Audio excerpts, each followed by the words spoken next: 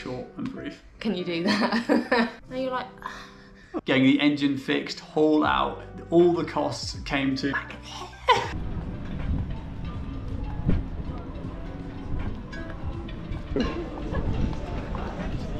Hello! What are we doing? Cocktail time! Oh, whoa, okay.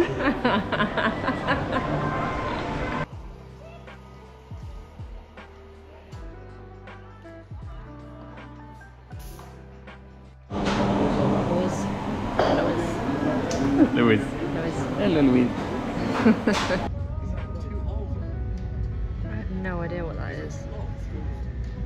It's a cat speedboat. Look at the width of the bag.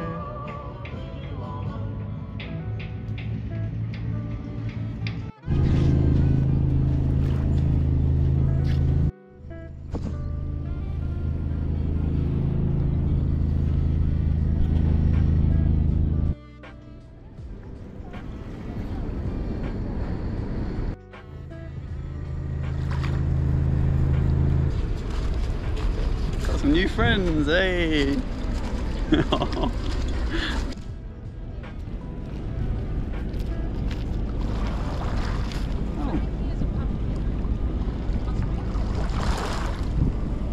Is that getting my dude?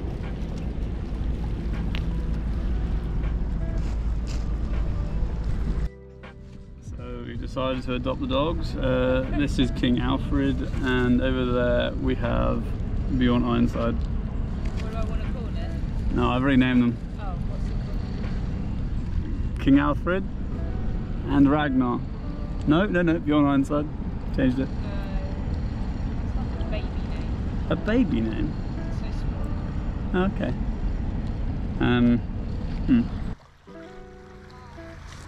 Oh, did you want me to say something?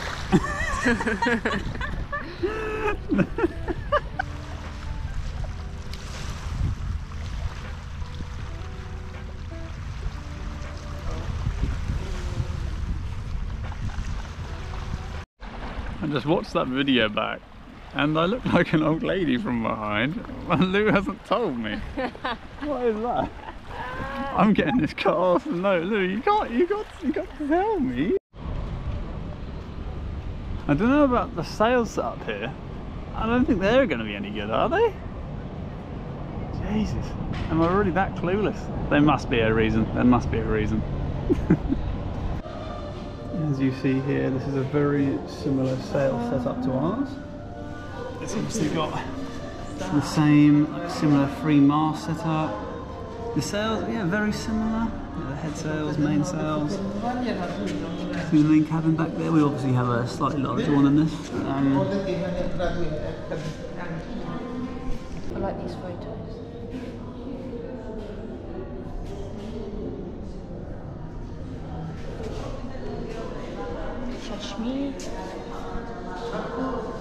We got the boat taken out in Milazzo in Sicily, and now we are in Turkey. The reason why we're in Turkey is because of Brexit. Yeah, basically. Brexit. Yeah. We got kicked out of Italy. You probably know, but the Schengen zone, the Schengen visa, only allows you to be in the Schengen zone for 90 days out of 180 days. We've used all of our days up, so we had to leave. So, is that what you're laughing at? Yeah, we'd like to be still working on the boat. We had lots of plans already laid out that we wanted to implement on the boat. But if anything, it was really good that we did kind of get forced out of the country to kind of have a really good think about what we want to do with the boat, what we think is clever, what we don't, and also some time to ask you guys. We've had a lot of feedback. Like, it's actually been quite crazy. Yeah. We know pretty certainly what we want to do with the boat. The only thing which I feel we're not 100% sure on when it comes to sailing at the moment is when it comes to really bad weather. There's certain like techniques that I'm still not too sure on, and I don't know what stuff is required on the boat to do these actions. It comes with experience or time on other people's boats, like racing really. You're getting carried away. Yeah, I've got a racing boat they can take me out on. So Turkey is out of the Schengen zone. We spent 1 week in Greece. We saw my family, my parents. Hello, hello. Hello, girl. That's really nice. Yeah, we've not seen them since May. Greece was our first ever time out of England as well. It was our first holiday together. You guys wouldn't know, we've been together since we were 15. So our first ever time on away from England was to Greece when we were 18. Yeah. So it's quite a nice full circle moment, yeah, really. It was nice to go back there. We went to Zakynthos and Athens, which was amazing.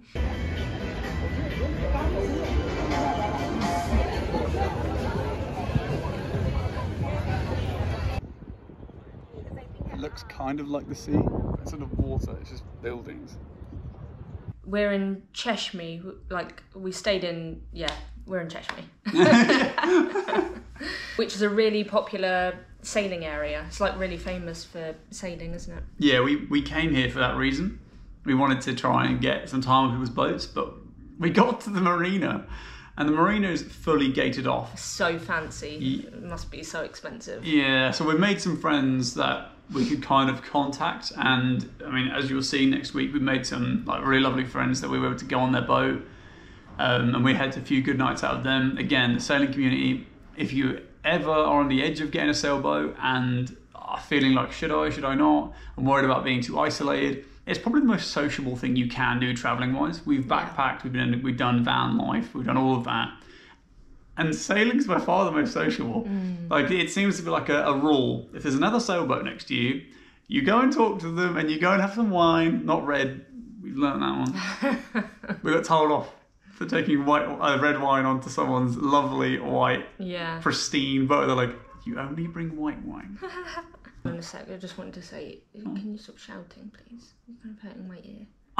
You are shouting quite a lot. No, I'm not going to put that in there. Just start again. I am. The bit I'm really excited for is to break down the costs of what it actually has been from buying the boat, getting into the water, marina cost, the haul out cost, fuel cost. This is what I wanted to know before I brought a sailboat, and there was never ever a true example of what you can get away with, because most people have so much money. Most people have money to do it with. We don't. It was as tight as we could possibly do. Even with the engine, that was our biggest hit, and that was a lot of our savings. Buying the boat. Let's go from the start. Buying the boat, how much it cost us? £3,800. We looked at other boats for quite a while, and we wanted to get something just over 30 foot, so I know I could sail it okay. It was only kind of later on that people were saying a 34 foot to actually a 42 foot. They're actually the best solo sailing boats. Anything smaller, it can actually become quite a pain. So ours is just kind of coming into it, which I can see now. But the boats that we did look at there was another steel boat, because we wanted a steel boat for obvious reasons now, that it was 6,000, wasn't it? And that was in Greece. So we actually had a bit of a thing when it came to buying because we almost went through with this. It wasn't what I wanted. I wanted a classical looking boat. We looked around and there was a boat that was not classical. It was fiberglass and it looked quite modern. So I looked into it and I contacted the guy, and we almost went through with the process. The boat was in England. Was it Netherlands? It was in the Netherlands. In the Netherlands. Yeah. And the guy was going to have someone deliver the boat out to the Mediterranean. Saying this back, it sounds nuts. £7,200, including tax. That's how much it cost. Really? Yeah. And then it was £350 to deliver it from Netherlands. This was actually by lorry. So from the Netherlands to Italy, which, I mean, when we're saying this back, sounds stupid. Yeah, but he was like, anywhere, you can have it delivered anywhere, no problems. We just got to work out delivery costs. It felt too good to be true, and then we started looking into the company and couldn't really find much on it. We called him a few times, and he was like, I'm busy. This was every time. Yeah. And we called him probably about 10 times, and it was like, coming back in 20 minutes, no, I just want to ask some questions about the boat. Yeah, you just never wanted to talk on the phone. It was so clearly a scam now we're looking back at it. Yeah. But we almost going to send the money through. And I was like, can I just ask some questions before they send the money through? And then he kind of answered one or two of them, but not all of them. Like probably like 20% of the questions he answered. And we went for dinner and we were like, oh my God, we've actually finally got a boat. Oh, you were so excited. I did. I was heartbroken to not get it. But it was like everything happens for a reason, and this was a big one because... And it wasn't what we wanted. It was just... A nice boat. A nice boat that was... I mean, it was too expensive for us, but it was... It was realistically, it was like a £15,000 boat. Yeah. I think that's why you wanted it so bad, because you were like, oh, it's such a good price. But it just wasn't real. That's why. Yeah. Like, I'm amazed I fell for that, to be honest. I kept saying, though, it didn't feel right. Yeah, you did, yeah. I was too excited at the chance of getting a boat. But we ended up getting in contact with Nick, who owned Morgana. And that just went through. That was just so smooth. Everything felt comfortable. Yeah. Like, Nick was giving us all the information possible. It was more than helpful. He gave us everything we could have asked for. I was kind of looking at the hull shape and what it could be, and it was like everything we wanted. Yeah. I don't want a new looking boat. No, it's just not who we are. Everything we've ever brought, we've always brought it rough and done it up to be nice. It's just everything. It seems to be a pattern that we do. And I think this is exactly the same thing. We ended up buying Morgana for £3,800, like we said. We were actually in the boatyard. Nick did pay for that first month, but it was, how much was it per month? This was in Crotone, Italy. Yeah. For 1 month, it costs... Maybe €150. It wasn't a lot. Okay. So that's obviously quite cheap. That is surprisingly cheap for the average boatyard in Italy. So the launch into the water was €120, wasn't it, I think? Which, again, is a pretty good price throughout Italy. Our first time in the water. We had 100 litres of fuel. This lasted us about a week. It was really, really good. So the engine uses half a litre of fuel per hour on average, but we spent about €200 the entire time we sailed and motored that boat. Which is... But we barely motored, apart from that first week. Apart from the first week when we had all the issues. Yeah.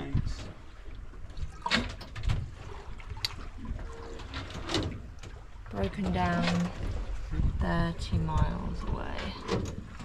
No fuel. No fuel. We thought it was full. And the gauge is broken, so we can't check. And we just kind of tube. And now we're, 30 nautical miles from where we need to be. We have wind with us, so we would make it either way. About 2 knots. Yeah, but we sailed most of the time, so we didn't really spend a lot of fuel. Yeah! Yeah! Come on. Keep it coming. Keep it coming.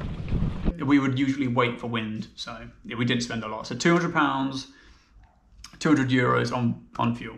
We had to go into a couple of marinas when we had all those engine problems. But this is like the Amalfi Coast line, just north of it, so it's really expensive. We spent €120 for 1 night. He dragged us into the marina.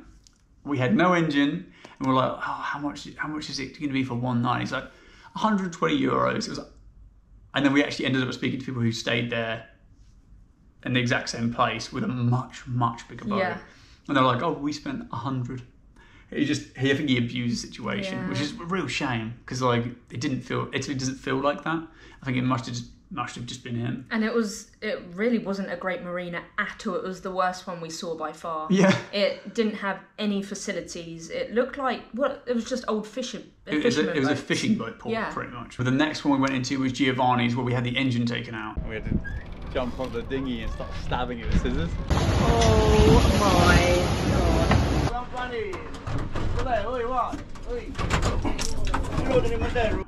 Now, when we first got in there, he asked for €100 per night.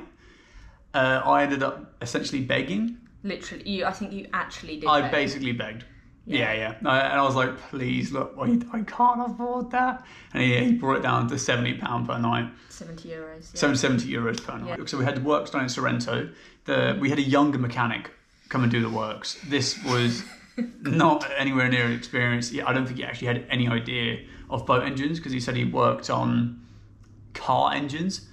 So he replaced the fuel tank. That's why we got the new fuel tank. The fuel tank, the rubbish in the bottom of the fuel tank just got dragged straight through the engine. He went through all the filters, through the fuel pump and into the injectors. So went through all of it. He cleaned the fuel filters, give us a new fuel tank. That cost us €500. 500 euros for that. And then we just had like problems straight after that. As soon as we left the marina, it started again. Yeah, we're around for 20 minutes and then cut out. Couldn't write this, could you? We're just up the marina that we've spent 3 nights in. All fine, engine working. We get out to sea and it's not working.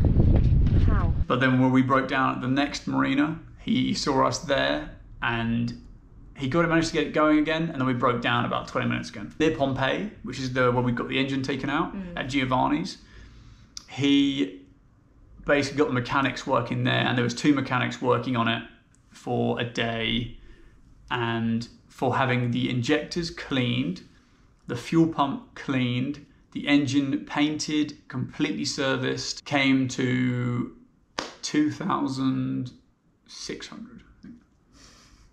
That's euros. That was, oh my god, that was just painful when we got that bill, because we were like guessing, no, it can't be over 2,000 euros. Oh, yeah. So when we actually got the bill, I was like, yeah, I think we guessed like maybe 1,500 or something. Still a lot of money, but then when it was 2,600. Plus staying there for a week. Yeah. Yeah. This obviously wouldn't be something the average person or you wouldn't have to deal with most likely, but it's worth taking into account that it can get bloody expensive. So that's just unfortunately our situation. But that's an example of marina costs. If you've got, ours is 33 foot, but other people who were staying with us, it was a catamaran. They were spending 250 euros a night. Yeah. Which is bloody expensive. We went to multiple boatyards and called multiple boatyards to... so many! Lou was calling them. All the time. Emailing, calling, WhatsApping. For like a few weeks. Of that, he still said the same price as the other guy did yesterday, which is 2,600 euros, which, yeah, isn't affordable. So I guess we'll keep looking. Yeah. To only end up with 1 or 2. No, they got, some of them got back to me, but they were like wanting 2,000 euros to haul out and to stay for a couple of months. And they were forcing an unchosen anti-foul. They were forcing anti-fouls. Yeah. Like they were like, okay, if you come out, we have to anti-foul it. Yeah, it's not an option. Yeah, and we have to clean it. Yeah. It's not a choice. So it was just like, what if we've just anti-fouled it? So no, you have to anti-foul it. Nick, the previous owner, suggested Sicily. We were like, oh, actually, that could be an option. The boatyard is called Mondo Mare in Milazzo. The guys are so friendly there and got back to me straight away. And it was 250 euros to get hauled out. Which is very, very cheap. But to stay monthly, it's only 150 euros. So to get, hauled out and launched back in, 250. And they're so relaxed. Bike. Yeah. Really? Oh no. They were like, yeah, do you want it jet washed? Do you want this? Do you want that? But they're going to let me use some of their tools as well, which is, again, they were like, okay, here's a really good place for materials. If you want to get some materials, go here. If you want this particular boat part, we can contact someone. We can get second-hand parts sent out, because obviously we're going to go into more detail in like a week or so. But just in case, because a few questions popped up, everything we're going to be getting is second-hand. Yeah. We aren't buying any stuff like brand new. We can't afford that. Yeah, it's going to be very strongly built, but second-hand stuff.